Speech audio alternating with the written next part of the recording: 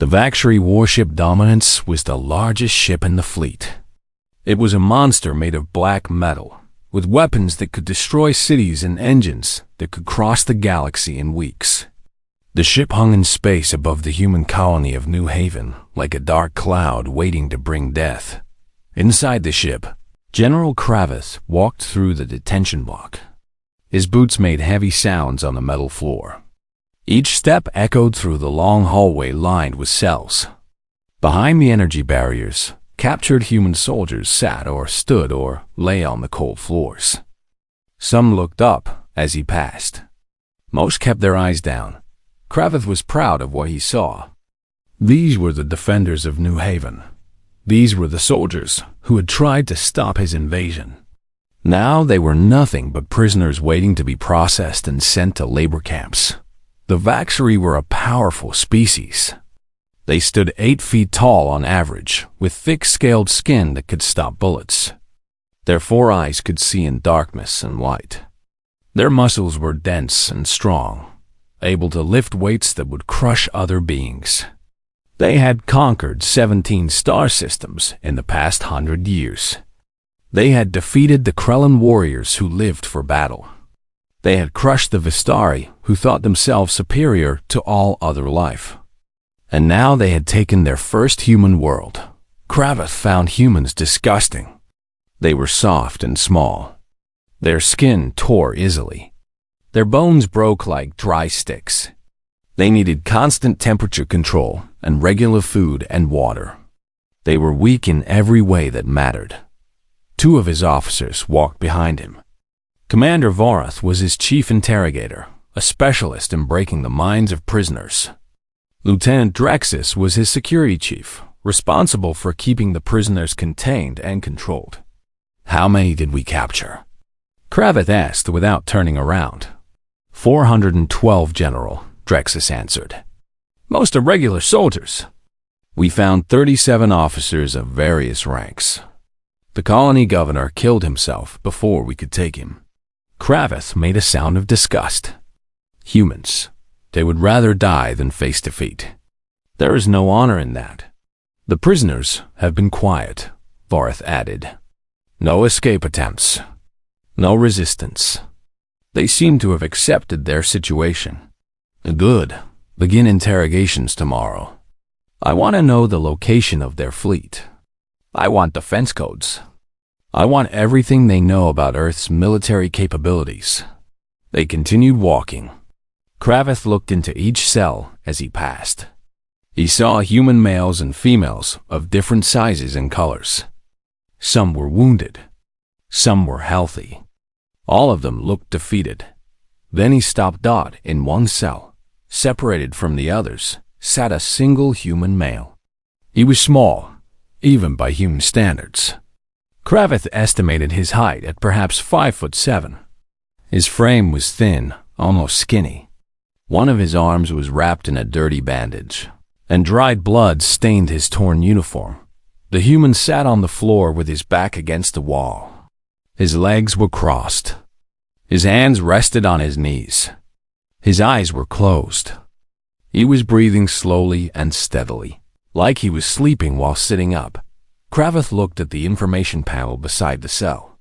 The human's file appeared on the screen. Name: Danny Colrank. Private First Class Unit, 7th Infantry Division. Echo Company Age, 24 Earth Years Status. Captured during final assault on New Haven Command Center. Private First Class. Kravitz read out loud. The lowest rank that still means something. This one is barely a soldier at all. He looked at the small human again and felt something between amusement and contempt. "Look at this," he said to his officers. "This is what humanity sends to fight us. This is their warrior. A child, a weakling, a creature I could break in half with one hand." Vorath and Drexis looked at the prisoner. They both laughed, their deep voices filling the corridor. "He was found in the command center," Drexis said, checking his datapad. "He was the last one defending it. He killed 3 of our soldiers before we brought him down with a stun blast." Kravitz raised one of his 4 eyebrows. This little thing killed 3 Vaxari? The report says he used some kind of explosive device, General. He dropped a ceiling on them. A cowardly tactic. Cowardly but effective, Kravith admitted. He stepped closer to the energy barrier and looked down at the human. Still, look at him. There is nothing impressive here. He is small. He is wounded. He is alone. The human opened his eyes. Kravith had looked into the eyes of many prisoners over the years. He had seen fear and hatred and despair and hopelessness. He had seen warriors who thought they were brave until they realized they were defeated. He had seen officers who begged for mercy and soldiers who cried for their families. The eyes of Danny Cole showed none of these things. They were calm. They were steady. They looked up at Kravith without any sign of fear. If anything, they seemed to be studying him, measuring him, taking note of every detail. Private First Class Danny Cole, the human said. His voice was quiet but clear. Serial number 7742 Alpha 9. It was the standard response. Name, rank, and serial number. Nothing more. Every species that fought wars trained their soldiers to give only this information when captured. But there was something in the way this human said it. There was no trembling in his voice. No hesitation. He said it like it was a statement of fact, like he was telling Kravith that these 3 pieces of information were all he would ever get. Kravith leaned closer to the barrier. The energy field hummed between them, a wall of force that would burn anything that touched it. You will tell me the location of your fleet, little human, Kravith said. He made sure his translator was working, converting his words into the human language. You will tell me the access codes to your military network. You will tell me everything I want to know. Danny Cole did not move. He did not look away. He did not even blink. And if I refuse? He asked. Kravith smiled. It was not a friendly expression. When a Vaxari smiled, they showed rows of sharp teeth designed for tearing meat from bone. If you refuse, you will suffer. I have interrogators who have broken warriors from a dozen species. I have methods that will make you pray for death. And I promise you, little human, that death will not come easily. He expected the human to show fear. He expected trembling or tears or at least a flash of worry in those strange flat eyes. Instead, something changed in Danny Cole's expression.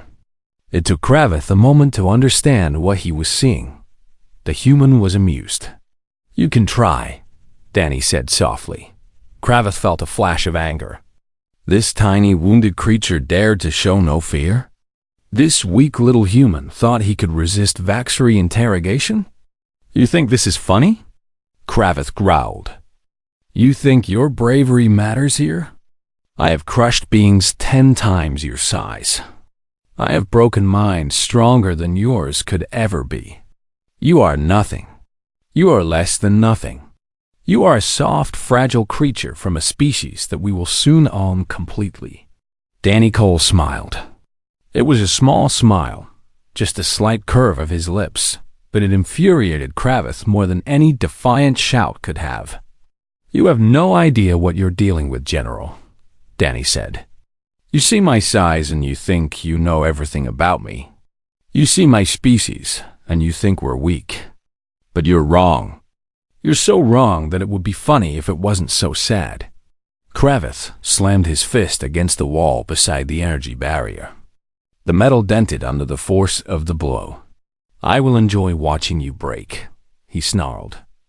Danny Cole closed his eyes again. He returned to his slow, steady breathing. His hands remained still on his knees. His whole body relaxed, like Kravith had already left, like the threat meant nothing at all. You'll try, he said again. They all do. Kravith stared at the human for a long moment. Something felt wrong. This was not how prisoners acted. This was not normal behavior for a defeated soldier. There should be fear. There should be desperation. There should be something other than this strange, quiet confidence. Begin with this one, Kravith ordered Vorath. I want him broken by morning. Vorath nodded. It will be done, General. Kravith took one last look at Danny Cole. The human had not moved. He sat there like a stone, unmoved by threats, unmoved by the reality of his situation. For just a moment, something cold moved through Kravith's chest. It was not fear, exactly. The Vaxery did not feel fear. But it was something close to unease, a whisper in the back of his mind that suggested things were not as simple as they appeared. He pushed the feeling aside.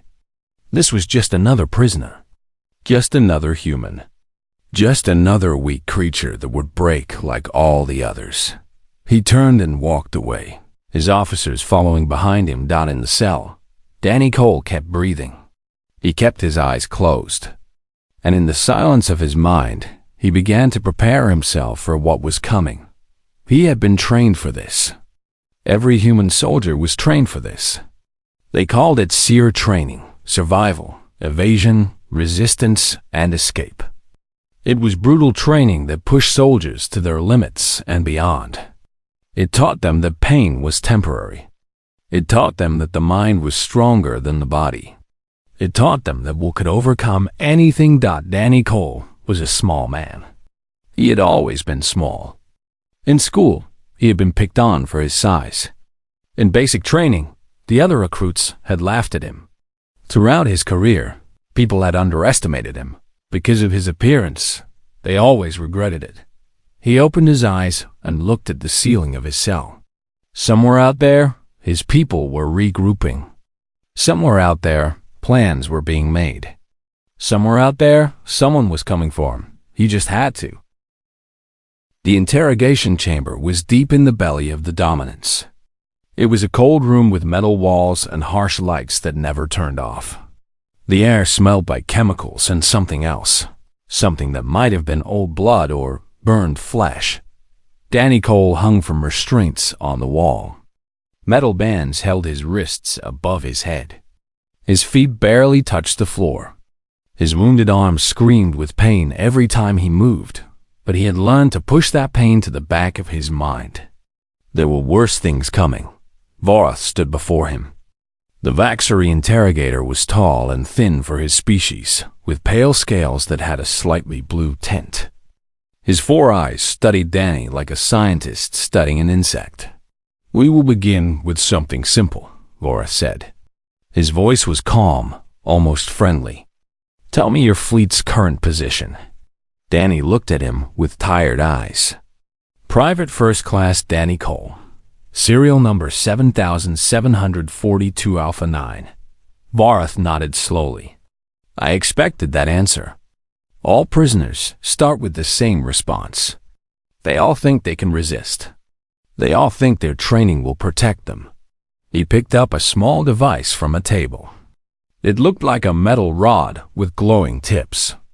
They are always wrong. The pain came suddenly. It was not like anything Danny had ever felt. It moved through his body like fire, touching every nerve at once. His muscles locked up. His teeth clamped together. He wanted to scream, but his jaw would not move. After what felt like hours, but was probably only seconds, the pain stopped. Danny hung limply in his restraints, gasping for breath. That was level 1, Vorath said calmly. There are 20 levels. Most species break at level 5. The strongest warriors I've encountered lasted until level 8. He tilted his head. Where's your fleet? Danny spat blood onto the floor. A blood vessel had burst somewhere in his mouth during the shock. My grandmother hit harder than that, he said. Vorath's eyes narrowed. It was hard to read Vaxery expressions, but Danny thought he saw a flash of surprise. Interesting, the interrogator said. Let us try level 3. The next blast of pain was worse. Much worse. Danny felt like his entire body was being torn apart from the inside. His muscles cramped so hard, he thought his bones might break. He could hear himself making sounds, animal sounds of pure agony, but he could not stop them. When it ended, he vomited onto the floor. His whole body was shaking. Sweat poured down his face and mixed with tears he had not chosen to cry. "Where is your fleet?" Vorath asked again. Danny laughed. It hurt to laugh. Everything hurt. But he laughed anyway. "Is that all you've got?" The sessions continued for hours. Vorath moved through different techniques.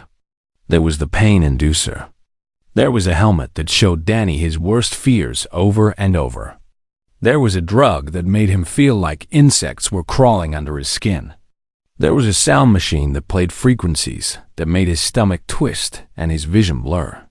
Through it all, Danny gave the same answers: name, rank, serial number. Sometimes he added an insult. Sometimes he said nothing at all. But he never gave them what they wanted. On the second day, Vorath tried a different approach. "I have studied your species," the interrogator said. He sat across from Danny, who was now strapped to a chair instead of hanging from the wall. "I know about your families. I know you form strong emotional bonds. I know you care deeply about your fellow humans." He placed a datapad on the table and turned it toward Danny. On the screen was a woman. She had brown hair and green eyes and a smile that made Danny's heart ache. She was standing in front of a small house with a garden full of flowers. "Her name is Samantha Cole," Vorath said. "Your sister. She lives on Earth in a place called Oregon. She works as a teacher at a school for young children." Danny kept his face empty. He had been trained for this too. Never show reaction. Never let them know they have found something that matters to you. "If you do not cooperate," Vorath continued, "we will send agents to Earth. We will find her. We will bring her here. And you will watch as I use every technique I have used on you on her instead." Something moved in Danny's chest. It was not fear for himself. He had made peace with his own pain long ago. But the thought of his sister in this room, strapped to this chair, suffering because of him, that was something else entirely. He looked at Vorath for a long moment. Then he smiled. "You're lying," he said. Vorath's scales shifted color slightly. "What makes you think that?" "Because you don't have agents on Earth. Your ships haven't gotten past the Mars defense line. And even if you did have agents, my sister is smarter than you. She'd see them coming from a mile away." He leaned forward as much as his restraints would allow. "You want to know something about humans, Vorath?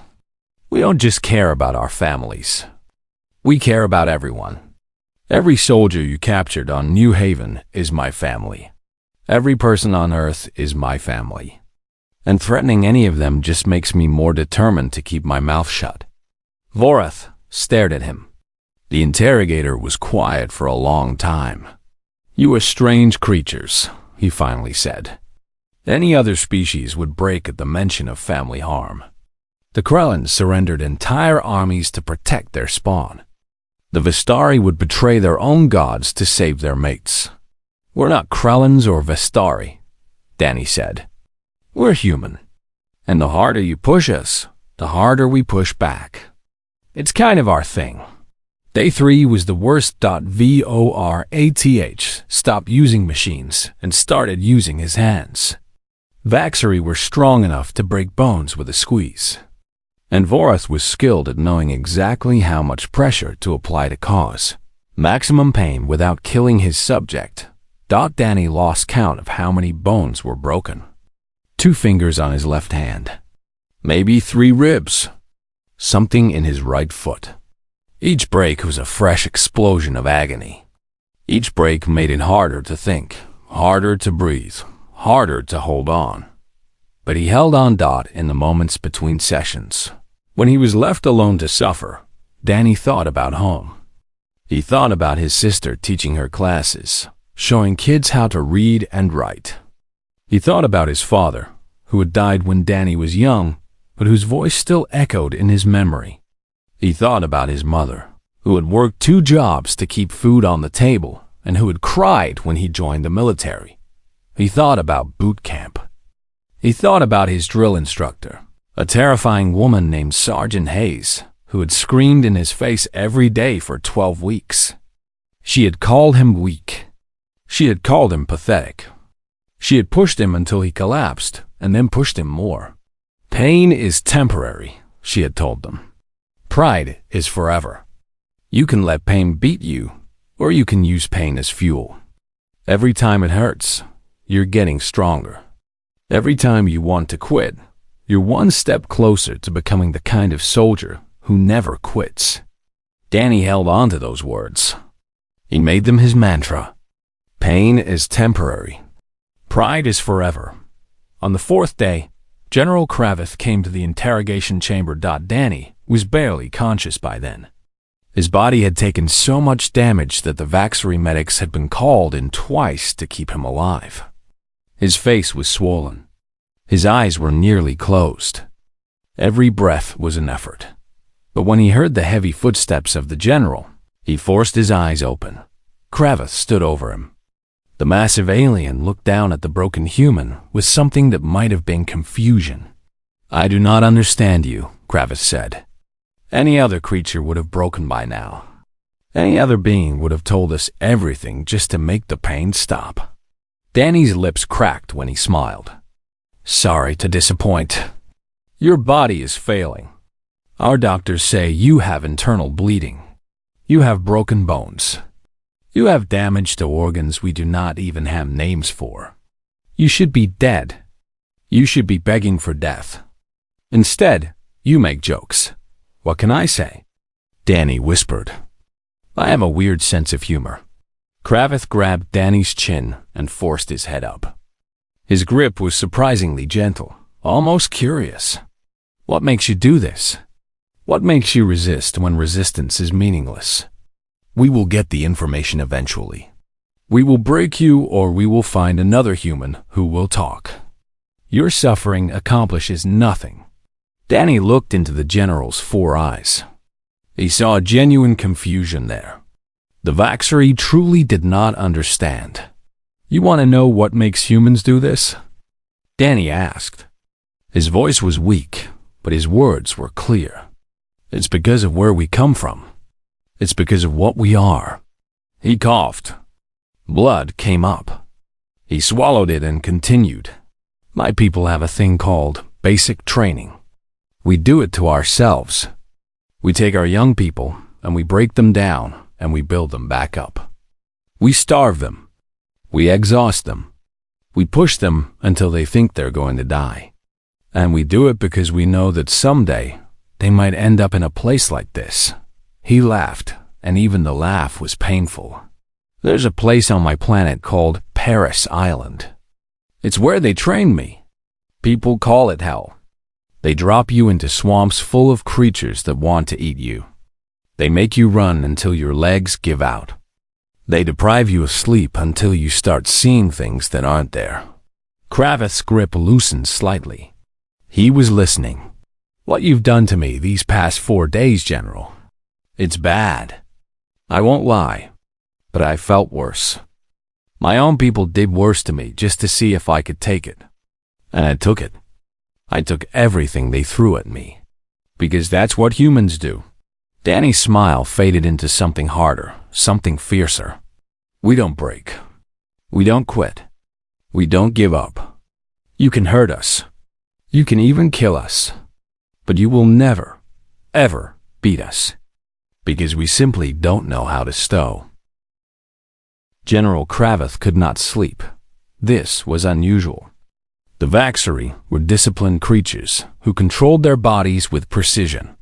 When it was time to sleep, they slept. When it was time to wake, they woke. Kravith had not missed a sleep cycle in over 20 years. But tonight, in his quarters aboard the Dominance, he lay on his bed and stared at the ceiling. His 4 eyes traced the patterns in the metal above him. His mind kept returning to the same image over and over. A small human. Beaten and broken. Smiling through blood-covered lips. What was wrong with these creatures? Eventually, Kravith gave up on sleep. He rose from his bed and went to his personal terminal. If he could not rest, he would work. He would research. He would understand. He began pulling files on humanity, military records, biological data, historical information, cultural studies. The Vaxxery Intelligence Service had gathered extensive information on every species they encountered. Somewhere in these files, there had to be an explanation. He started with the biology. Humans came from a planet called Earth. It was the third planet from a yellow star in a system the humans called Sol. The planet was unremarkable in many ways. A rocky world with liquid water and a breathable atmosphere. But as Kraveth read deeper, he began to understand that Earth was not unremarkable at all. The planet was a death world. That was the term that Vaxxery used for planets where life was constantly trying to kill itself, where predators and prey existed in endless cycles of violence, where the environment itself seemed designed to destroy anything that lived there. Earth had massive predators with teeth the size of Vasori fingers. It had tiny creatures too small to see that could cause diseases that killed millions. It had plants that produced poison. It had regions of extreme cold where water turned to stone and regions of extreme heat where the ground itself burned, and humans had evolved. In the middle of all of it, Kraveth read about the history of human evolution. He learned that humans were not the strongest creatures on their planet. They were not the fastest.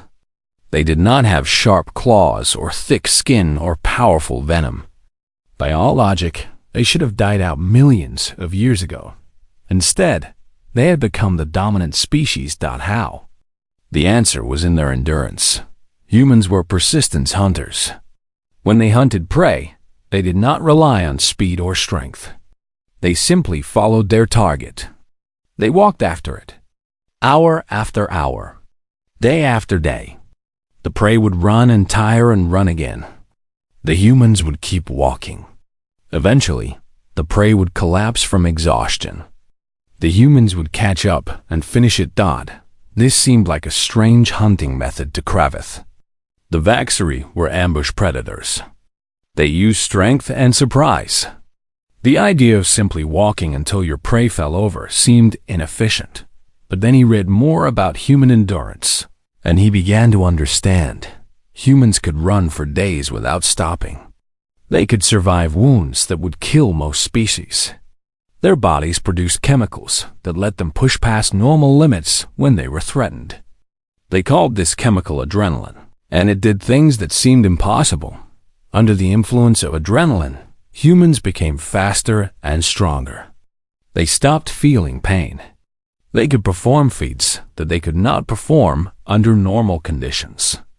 There were documented cases of human mothers lifting vehicles to save their children. There were stories of soldiers continuing to fight after losing limbs. Their bodies were designed to keep going, to never stop, to push past every limit. Kraveth felt something cold move through his chest. It was not fear. The Vaxxery did not feel fear. But it was something close. He continued reading.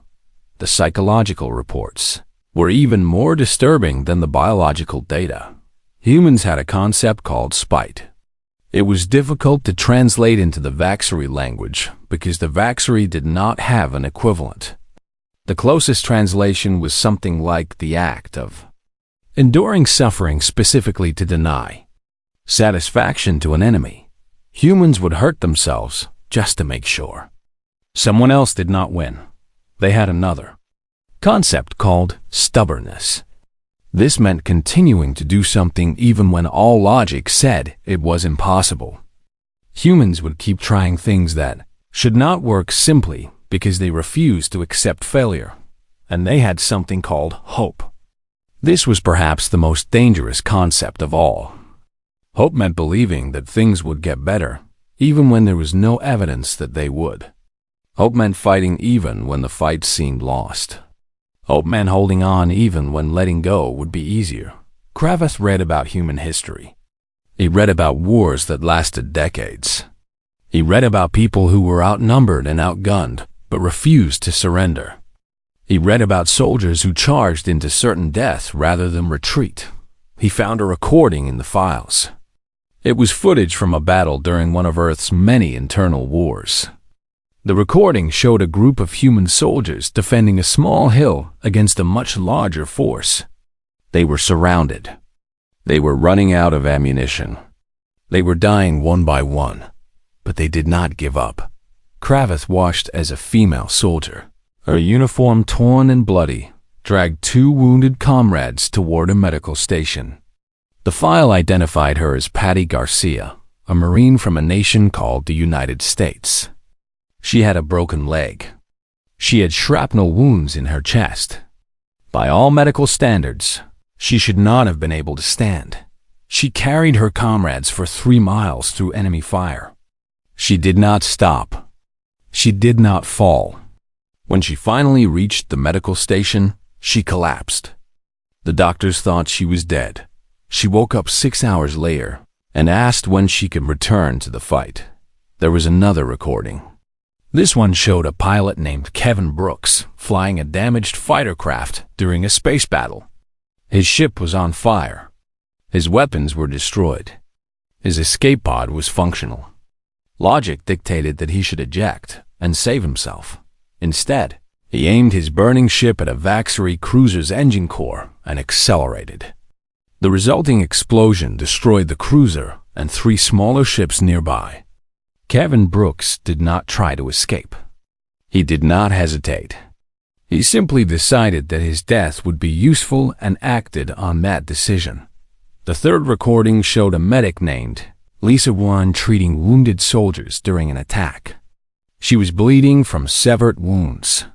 Her commanding officer ordered her to evacuate. She refused.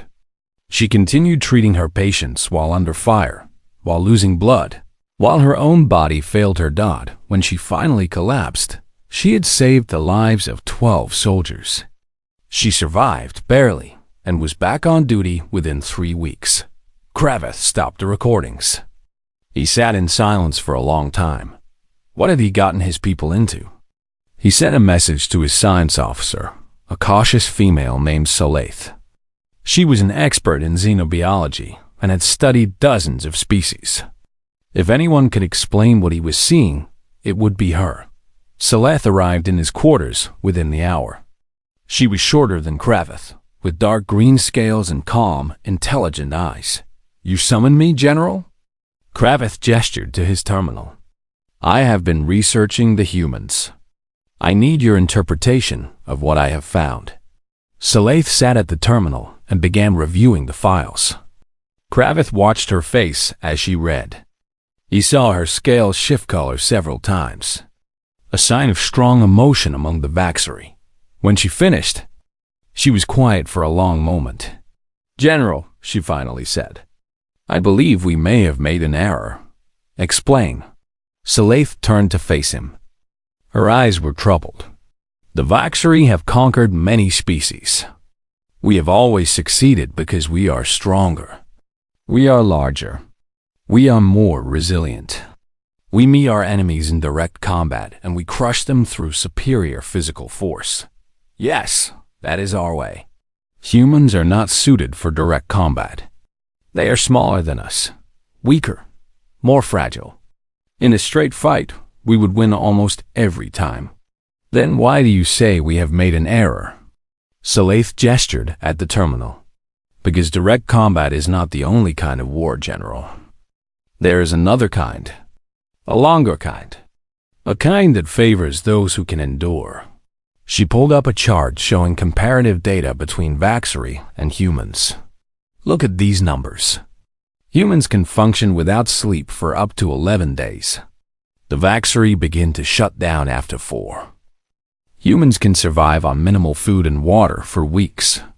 The Vaxery require regular nutrition or our performance drops rapidly. Humans can operate in temperature ranges that would be fatal to us." She switched to another display. "More importantly, look at their recovery rates. A human can lose up to 40% of their blood and survive. Their bones can heal in weeks. Their skin regenerates faster than almost any species we have encountered. They are not strong, General. They are durable. They are persistent. Kravitz felt his stomach twist. What are you saying? Saleif looked at him with something like concern. I am saying that humans are what happens when evolution decides that death is not acceptable. They are what happens when a species refuses to stay down. They are not warriors in the way we understand the term. They are something different. Something we have never faced before. She paused. I am saying that we can beat humans in battle, General. We can kill them. We can conquer their worlds. But we cannot break them.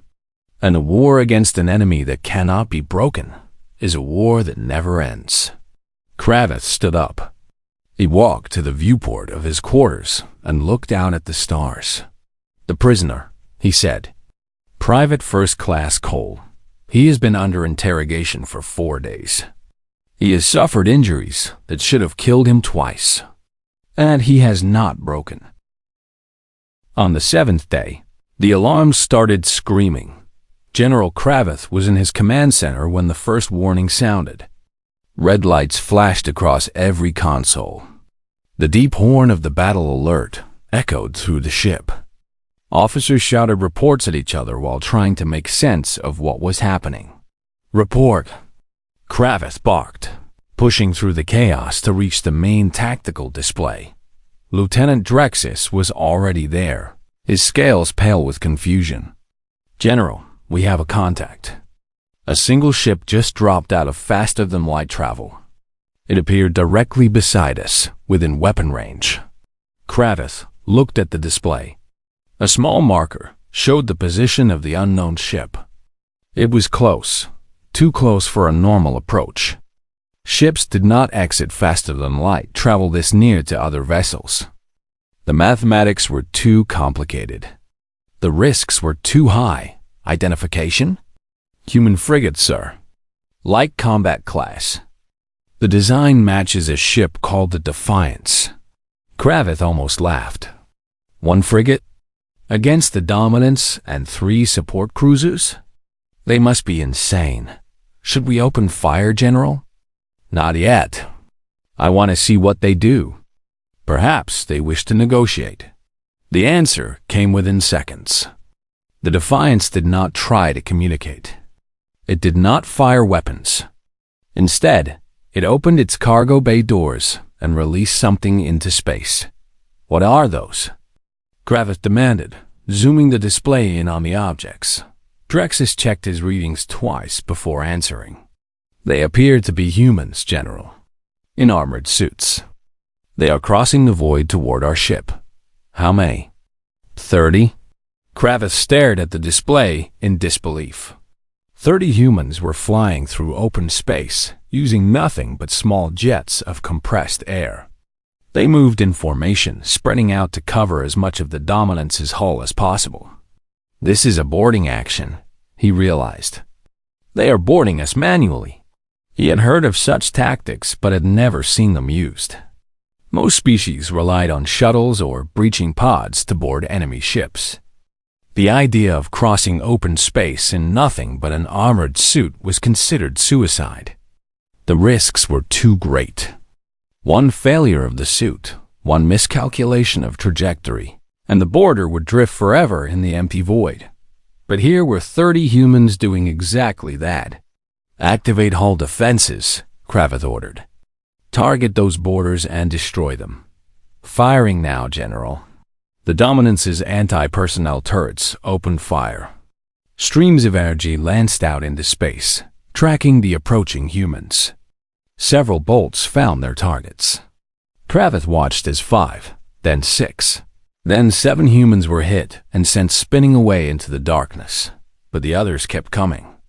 They did not scatter. They did not retreat. They saw their comrades die beside them, and they continued forward as if nothing had happened. Their formation adjusted automatically to fill the gaps left by the fallen. They are not stopping, Drexis said. His voice was unsteady. I can see that. Fire everything we have. More turrets opened up. More humans fell. But it was not enough. The boarders were too spread out. moving too fast, and there were simply too many of them. Within minutes, the first of them reached the hull. "Hull breach," an officer called out. "Deck 7, Section 12. Multiple breaches across the ship. Send security teams to all breach points. I want those humans stopped." Kravith watched the tactical display as red markers appeared throughout his ship.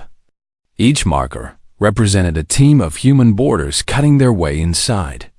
They moved faster than his security teams could respond, and then the reports started coming in. "Security Team 4 is down. No survivors. Team 6 has engaged the enemy on Deck 9. They are requesting backup. Backup is not available. Teams 2 and 3 are pinned down on Deck 5. Team 8 reports they are facing 2 enemies and are unable to stop them. Wait. Team 8 is no longer responding." Kravith felt a growing sense of disbelief as he listened. His security forces were among the best in the Vaxery fleet. They were trained for ship-to-ship combat. They had superior numbers, superior weapons, and the advantage of fighting on home ground. And they were losing. "What is happening?" he demanded. "How are 30 humans defeating my entire security force?" A young officer pulled up footage from the internal cameras. On the screen, 2 humans in armored suits moved through a corridor. They worked together with perfect coordination. One would cover while the other advanced. They used the ship's own architecture against its defenders, bouncing shots off walls, throwing grenades around corners, and creating crossfire traps that caught Vaxery soldiers before they could react. "They are not fighting like normal soldiers," the officer said. "They are fighting like a single unit, like they can read each other's minds." Kravith watched as one of the humans, a small figure with markings that identified her as a sergeant, engaged 3 Vaxery warriors in close combat. She should have been easily defeated. She was a third their size. She had no natural weapons. She destroyed them in 6-second dots. She moved with a speed and precision that seemed impossible. Every strike found a weak point. Every dodge avoided a killing blow by centimeters. She did not fight with strength. She fought with skill and speed, and an almost supernatural awareness of her surroundings. When the last Vaxery fell, she did not pause to celebrate. She simply signaled to her partner and continued moving deeper into the ship. "Where are they going?" Kravith asked. Drexus checked the tracking data. They appear to be converging on Deck 4, Section 8. The detention block. The prisoner. They were coming for Danny Cole. "All remaining security forces to the detention block," Kravith ordered. "I want every available soldier between those humans and the prisoner." He drew his sidearm and headed for the door. "General, where are you going?" "To the detention block. If they want the prisoner, they will have to go through me." The corridors of the Dominance were chaos. Bodies lay everywhere, both Vaxery and human. The ship's lights flickered as systems took damage. Smoke filled some sections where fires had broken out. Kravith moved quickly, stepping over fallen soldiers and listening to the sounds of battle echoing through the ship. The humans were everywhere now, small groups moving with purpose toward their objective. He reached the detention block just ahead of the main assault. 20 Vaxery soldiers had formed a defensive line in front of the entrance. They had cover and superior numbers. They should have been able to hold. The first human appeared at the end of the corridor. She was short, barely reaching Kravith's chest, with armor that bore the marks of combat and a face shield that hid her features. Behind her, 5 more humans moved into position. 6 against 20. The math was clear. The Vaxery would win. "Open fire," Kravith commanded. The corridor exploded with weapon fire. Energy bolts streaked toward the humans. The soldiers were well trained, and their aim was true. The humans were not there. They had moved the instant the order was given, scattering in all directions. They dove behind cover that seemed too small to protect them. They rolled under shots that should have hit them. They did impossible things with their bodies, twisting and turning in ways that defied physical logic, and then they returned fire. Their weapons were smaller than Vessery guns.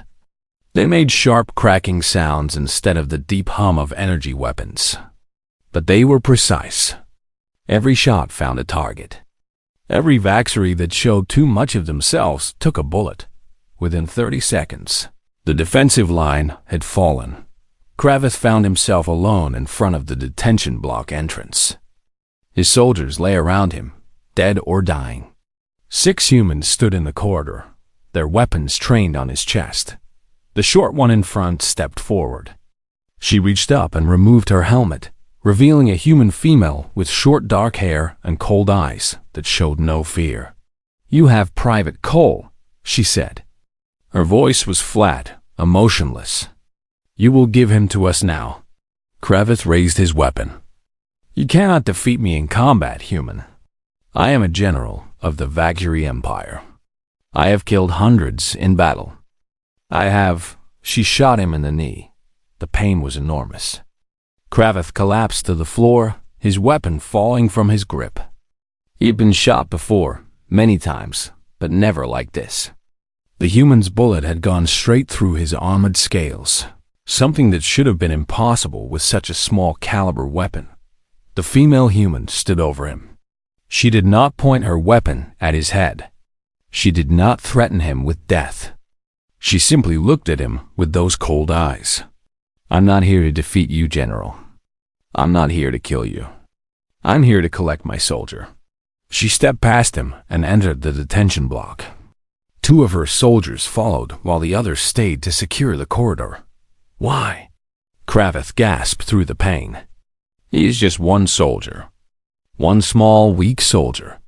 You risked 30 lives, 1 ship, your entire operation for him. Why?" The female paused. She turned back to look at him. "My name is Sergeant Megan Ortiz," she said. 23rd Rapid Response Unit. We don't leave our people behind, General. Not ever. That's who we are. That's what makes us human." She disappeared into the detention block. Kravith lay on the floor, surrounded by the bodies of his soldiers. His knee was shattered. His pride was broken. Everything he had believed about this war, about humans, about himself, was crumbling around him. In the detention block, Megan found Danny Cole. He was barely conscious. His body was a map of injuries. He hung from restraints that were the only things keeping him upright. His eyes were swollen shut. His breathing was shallow and uneven. But when he heard footsteps approaching, the Defiance jumped through faster than light space, carrying its precious cargo away from Vaxery territory. In the medical bay, doctors worked frantically to save Danny Cole's life. He had suffered more damage than any human should have been able to survive. His internal organs were failing. His bones were shattered in dozens of places. His body had been pushed far beyond its limits. The doctors gave him a 30% chance of survival. Megan Ortiz stood outside the medical bay, watching through the window. Her armor was off now, revealing a woman covered in bruises and small cuts from the battle. She had not slept in 2 days. She refused to leave until she knew whether Danny would live. Lieutenant Marcus Holt found her there. He was the commanding officer of the rescue mission. A tall man with graying hair and the kind of calm presence that made soldiers trust him. "You should rest, Sergeant," he said. Megan did not look away from the medical bay. "Not yet, sir. We lost 8 people in the assault. 8 good soldiers who will never go home. I know, sir." "Was it worth it? 8 lives for 1 soldier." Megan finally turned to face him. Her eyes were red but dry. She had no tears left. "Yes, sir," she said. "It was worth it. Because if we don't go back for our people, then what are we fighting for? If we leave soldiers behind to be tortured and killed, then we're no better than they are." Marcus nodded slowly. "I was not questioning the mission, Sergeant. I just wanted to hear you say it. He put a hand on her shoulder. Private Cole is strong. He held out for 7 days against interrogation that would have broken anyone else. If anyone can survive this, he can. 12 hours later, Danny Cole opened his eyes. He was lying in a hospital bed, surrounded by machines that beeped and hummed. His body felt like it had been filled with broken glass. Every breath was an effort. But he was alive. Megan was sitting beside his bed. She looked exhausted, like she had not moved since they brought him aboard. "Hey," Danny said. His voice was barely a whisper. "Hey yourself." Megan smiled, and for the first time since the mission began, she let a few tears fall. "You look terrible. You should see the other guy." They both laughed, and it hurt, but it was a good kind of hurt. "How long was I out?" Danny asked. 12 hours. The doctors say you're going to need months of recovery. They can rebuild most of the damage, but it's going to take time. Danny nodded. He had expected as much. The mission? Successful. "We got you out." We left the Vaxery ship damaged but operational. We lost 8 people. 8 lives. Danny closed his eyes. 8 soldiers who would never see their families again. 8 empty chairs at dinner tables back on Earth. 8 names that would be carved into memorials. Were they volunteers? He asked. Every single one. When Command put out the call for a rescue mission, every soldier on the ship stepped forward. We had to turn people away. That was humanity. That was what made them who they were. Not strength, not size, but the willingness to risk everything for each other. The general, Danny said. Kraveth. What happened to him? Still alive. I shot him in the knee, but he'll recover. We left him with a message. What message? Megan's smile turned sharp. That we're coming back. That this isn't over. That for every human they hurt, we'll hurt them 10 times worse. Meanwhile, on the Dominance, General Kraveth was learning the same lesson from a different angle. He sat in his quarters, his wounded leg propped up on a support. His officers had wanted to pursue the human ship, but he had ordered them to stand down. There was no point in chasing one frigate across the galaxy. The damage was already done. His science officer, Saleth, sat across from him. She had been reviewing the data from the assault, trying to understand how 30 humans had defeated over 200 Vaxery soldiers. Their tactics were remarkable, she said. They fought as a single unit, each soldier knowing exactly what the others would do. They exploited every weakness in our ship's layout. They used our own systems against us. They are trained well, Kraveth admitted. Better than I believed possible. It is more than training, General. It is trust. Each human trusted every other human with their life. They moved with absolute confidence that their comrades would support them. This kind of unity, I have never seen it in any other species. Kraveth thought about the small sergeant who had shot him. Megan Ortiz. She had looked at him without fear, without hatred, without anything except cold determination. She had come to collect her soldier, and nothing in the galaxy was going to stop her. Pull up the casualty reports, he said. Saleth displayed the data. The humans lost 8 soldiers during the assault. 22 survived and extracted with the prisoner. What happened to the bodies of the fallen? Saleth checked the records. They took them. Every body was recovered by the surviving humans before they extracted. Kraveth felt something cold settle in his stomach. They had taken their dead. Even in the middle of a battle, even when every second counted, they had refused to leave their fallen behind. They are insane, he said quietly. Or perhaps they understand something we do not, General. Perhaps their strength comes from this bond. Perhaps it is why they fight so hard. Kraveth stared at the tactical display showing the empty space where the Defiance had been. Contact the High Council, he said finally. I need to make a report. 2 days later, General Kravitz stood before the Vaxery High Council. The 12 rulers of the empire sat in their elevated seats, looking down at him with their 4 eyes. General Kravitz, the High Chancellor began. You request an audience to discuss the human situation. Explain. Kravitz took a deep breath. This was going to be difficult. The Vaxery did not admit mistakes easily. They did not change course once a war had begun, but he had to try. Honored Council, he said, I have fought the humans. I have studied them. I have interrogated their soldiers and watched them die rather than surrender information. And I have come to a conclusion that I believe the council must hear. Speak. We cannot win this war. The council chamber erupted in angry voices. Vaxery officers shouted accusations of cowardice. Council members demanded explanations. The High Chancellor had to call for silence 3 times before order was restored. Explain yourself, General, the Chancellor demanded. The Vaxery do not admit defeat. I am not speaking of defeat, Chancellor. I am speaking of reality. Kravitz pulled up a display showing his research. Humans are not like other species we have conquered. They do not measure strength by size or muscle or physical power. They measure it by will, by endurance, by the ability to keep fighting when all hope seems lost. He showed them footage of Danny Cole in the interrogation chamber. He showed them Patty Garcia carrying wounded soldiers with a broken leg. He showed them Kevin Brooks crashing his ship into a Vaxery cruiser. These are not exceptions, he said.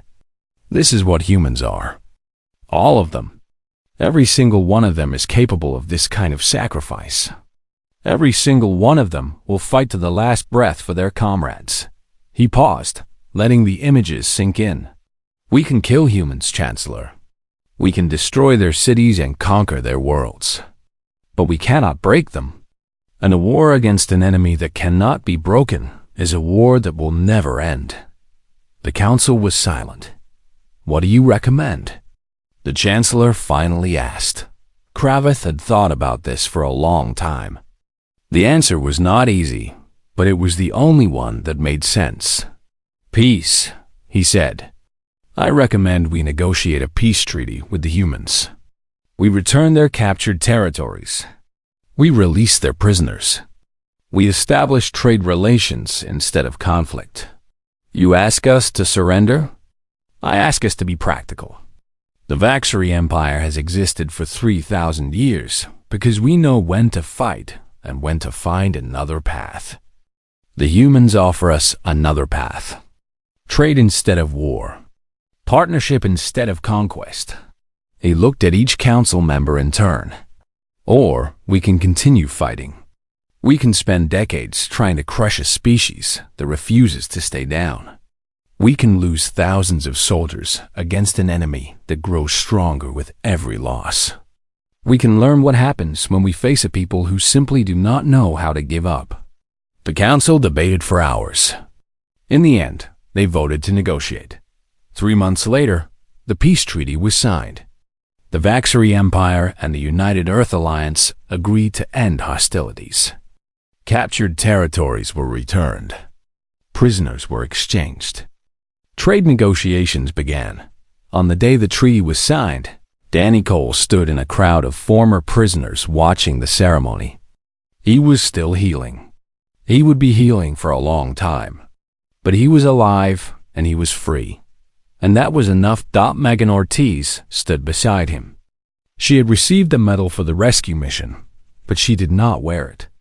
She said she would not feel right celebrating while 8 of her soldiers were in graves. You know, Danny said, watching the Vaxery and human diplomats shake hands. I never thought I'd see this. See what? Peace. I thought we'd be fighting forever. I thought they'd never stop. Megan smiled. Maybe they learned something. Maybe that's why you held out for 7 days. So they could learn what we're made of. Danny thought about that. He remembered the pain and the fear and the endless questioning. He remembered Kravitz's face when he refused to break. He remembered the moment when he had heard Megan's voice in the detention block, telling him that help had arrived. "You know what I was thinking the whole time I was in there?" he said. "What?" "That you were coming. I knew you would come. I knew we don't leave."